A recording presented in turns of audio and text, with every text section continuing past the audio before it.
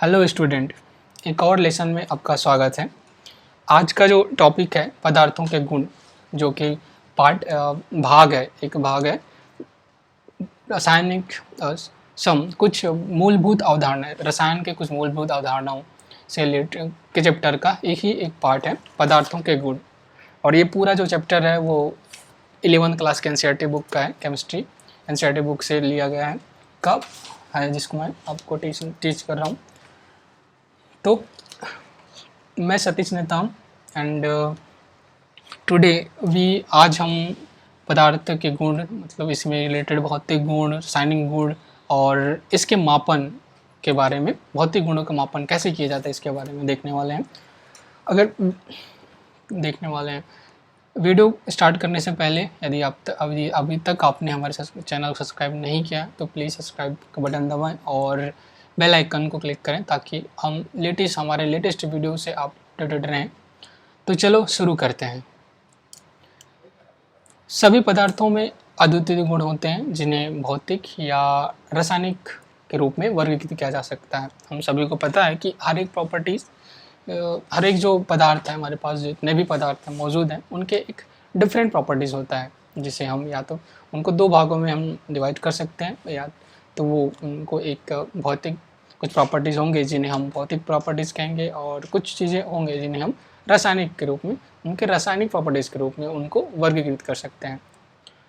तो पदार्थ की पहचान या संरचना को बदले बिना भौतिक गुणों को देखा या मापा जा सकता है। हमने अपने पहले लेक्चर में भी देखा था कि किसी भी पदार्थ की पहचान या संरचना को बिना भौतिक गुणों के बदले, मतलब भौतिक गुणों को, किसी भी पदार्थ का भौतिक गुण हम उसके संरचना पहचान को बदले बिना ही उसको देखा जा सकता है या फिर मापा जा सकता है।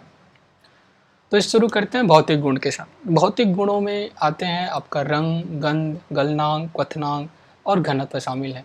तो ये सब कहलाते हैं भौतिक गुण, किसी पदार्थ के भौतिक गुण। इन गुणों को पदार्थ के में रासायनिक परिवर्तन किए बिना मापा या देखा जा सकता है। इसका मतलब क्या है कि ये जो रंग है, गंध है या क्वथनांक है किसी भी पदार्थ का, हम इसके बिना रासायनिक परिवर्तन, पदार्थ के बिना रासायनिक परिवर्तन के बिना ही इनको हम देख सकते हैं या फिर माप सकते हैं। अगला है रासायनिक गुण। रासायनिक गुण बताते हैं कि कोई पदार्थ अन्य पदार्थों के साथ कैसे प्रतिक्रिया करता है।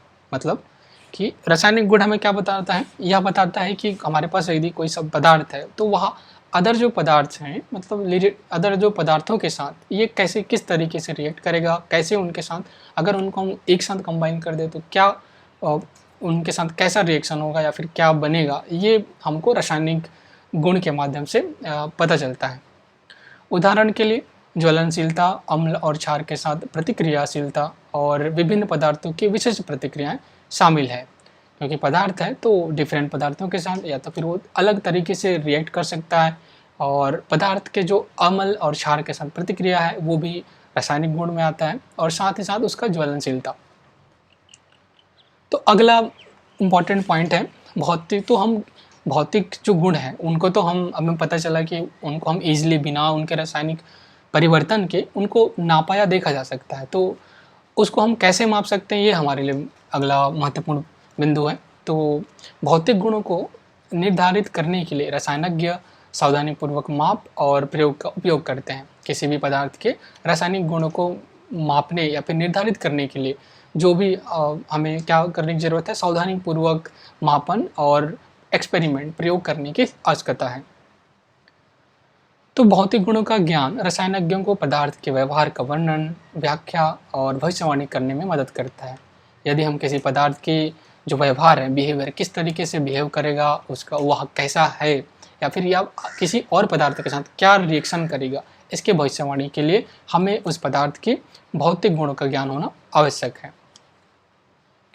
तो इम्पॉर्टेंट नोट्स देख लेते हैं। प्रत्येक पदार्थ में अद्वितीय गुण होते हैं जिन्हें भौतिक या रासायनिक के रूप में वर्गीकृत किया जा सकता है।